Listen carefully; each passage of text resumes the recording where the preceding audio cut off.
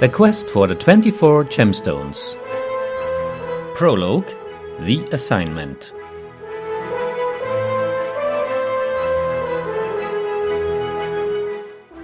Once upon a time, there was a kingdom made up of 12 counties, home to different peoples. There were soft grassy hills, as well as steep rocky mountains. There were cold firths in the snow county, but also hot sunny beaches along a border of a jungle. Furthermore, tall, gruff warriors and merry fishermen, fearsome and mean giants, as well as affable and quick-witted islanders. The name of this kingdom was Twelven, and Beletosta was the capital of this motley kingdom. Of course, there was a royal palace as well, and knights, and court ladies, and by all means a king. He was presently sitting in his private chamber, talking in confidence with the one person he trusted most. Do you think it was his wise counselor? No, it was not him. You might think then it was his general. No, neither was it him. It was his jester. The jester was doing exercises on the king's bed, something he was doing by force of habit, for he could not sit still. Finally, he places himself on the king's clothes chest and listened to the secret and urgent affair the king was relating to him. "My dear Kravoots," the king said gravely, "I will charge you with an important task." "Dear me, that was that," thought the jester.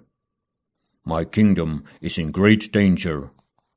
The sovereign marched up and down in quite unkingly fashion. "A mighty enemy has assembled at our borders. Once again, it is the deceitful King Dorkenluck of shadowy neighboring kingdom of Grotania." "Bullocks, he's one small fish," the jester dared to throw in a pun. "With one side of our nose, we suck him up, and with the other one, blow him out again." Yet as he saw the king's piercing look and knitted eyebrows, the jester shut up. "Until today, our border walls have detained the enemy, but now the walls seem to give in. We barely manage to keep them up, heaven knows why. This must be another artifice of these shifty foes." The king now took a deep breath. It was apparent that it was painful for him to admit the next problem. "Unfortunately, we are also being attacked from the inside. I was informed that our people allow themselves to lose heart. They are grumbling, and sooner or later they will oppose us." The king hesitated. "And then we are lost." The jester believed himself to be in a nightmare. Until just now everything was shipshape, when suddenly the king was conjuring a disaster. "But your majesty," he exclaimed in surprise. "What are we to do now?" Again the king inhaled deeply, as if he needed an extra portion of air for the next statement. "We will have to ask help from King Livingcraft of the Northern High Kingdom." Kravoots was at loss. He had heard of this kingdom, but never of its ruler's name. The king must have seen his puzzlement. "You do not know this king. He is mighty. Once we were close. He is hard, but just. He will demand a return for his service." "Which return, your majesty?" asked Kravoots. The king stopped marching between the chairs, faced the jester, and looked gravely at him. "Gemstones." "Gemstones?" asked Kravoots, astonished. "Yes, the most precious jewels we possess," replied the king.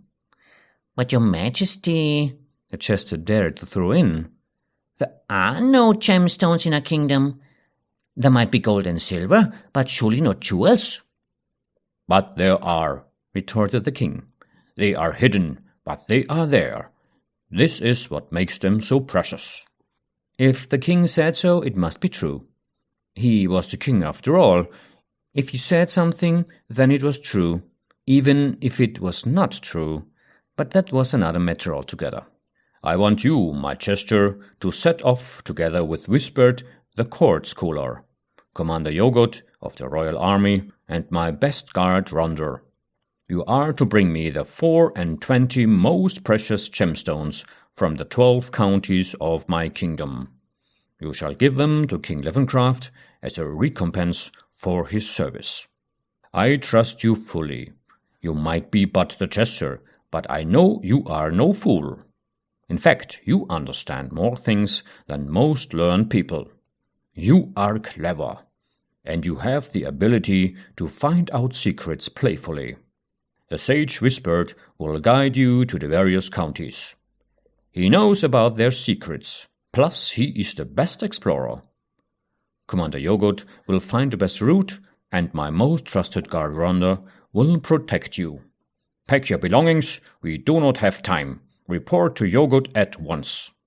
For one more time, Kravoots got the better of his being a jester when he asked mischievously, "But your majesty, what if I have other things too?"